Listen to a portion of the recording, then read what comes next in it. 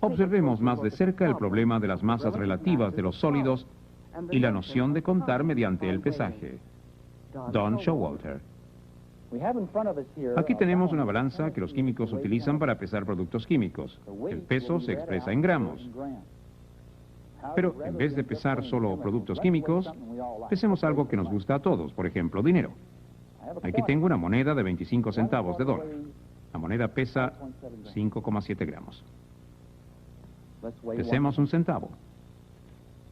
El centavo pesa 2,5 gramos. Si quisiéramos determinar el peso relativo de las dos monedas, dividiríamos el peso de la moneda de 25 centavos por el peso de la moneda de 1 centavo. Si hacemos eso, veremos que resulta un valor que muestra que la moneda de 25 centavos pesa unas 2 veces el peso de la moneda de 1 centavo. Ahora pesemos un montón de 20 monedas. Pesa 111,9 gramos. Ahora pesemos este montón de 20 centavos, es decir, la misma cantidad de monedas. Pesa 51 gramos. Si quisiéramos determinar el peso relativo de los montones de monedas de 25 y 1 centavo, lo haríamos de la misma manera que antes, y veríamos que la proporción sería la misma. El mismo principio de pesos relativos que hemos aplicado a las monedas también se aplica al mundo molecular, aunque no podamos ver las moléculas o átomos. Yo no puedo tomar una molécula o un átomo y ponerlo sobre la balanza, pero sí puedo tomar una enorme cantidad de moléculas o átomos y pesarlos.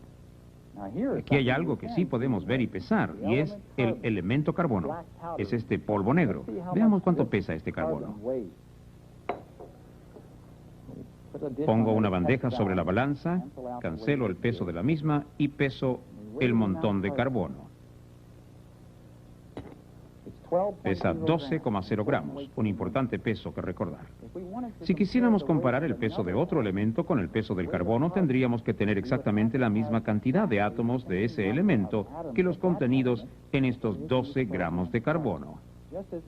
Tal como en el caso de las monedas de 25 y 1 centavos, deberíamos tener la misma cantidad de monedas para comparar los pesos relativos. ¿Cuál es la cantidad de átomos de carbono contenidos en estos 12 gramos de carbono? Esa es la cantidad que los químicos llaman un mol. Un mol es la unidad de medida de los químicos, tal como la docena es la del panadero. El mol no es una molécula o un átomo individual, es una enorme cantidad de átomos o moléculas y siempre es la misma cantidad, tal como la docena siempre es 12. Pero el mol es mucho mayor que la docena.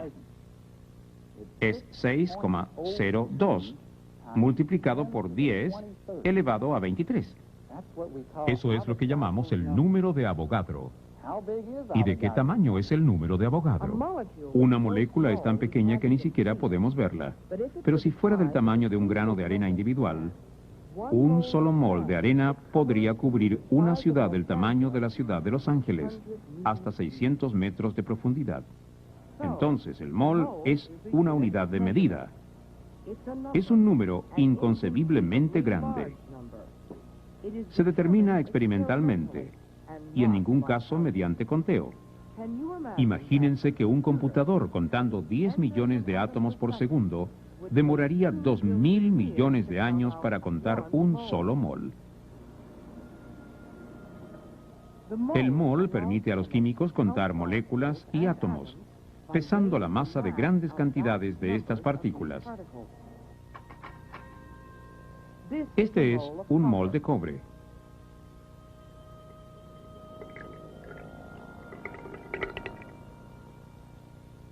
Este es un mol de agua.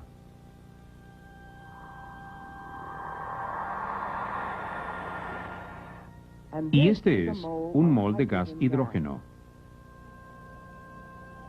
Todos tienen distintas masas, pero cada uno contiene exactamente la misma cantidad de partículas, trillones y trillones de ellas, pero exactamente la misma cantidad.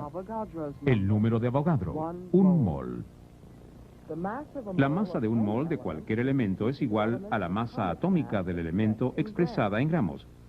Estas son las masas atómicas relativas de los elementos de la tabla periódica, basadas asignándole al carbono una masa de 12 unidades.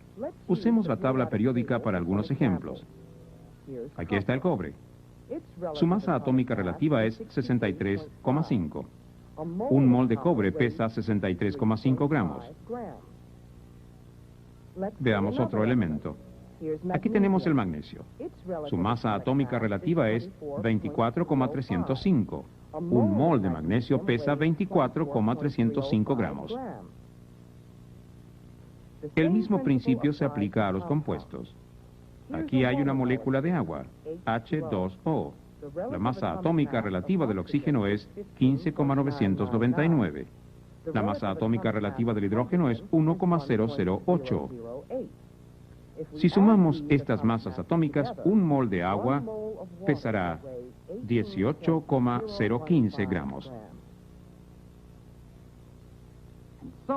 Y así vemos cómo podemos ir de la cantidad de partículas a la cantidad de moles y al peso de una sustancia. Aquí tenemos algunos moles en vivo. Cada una de estas sustancias es un mol. Azúcar, agua, carbono, cobre e hidrógeno.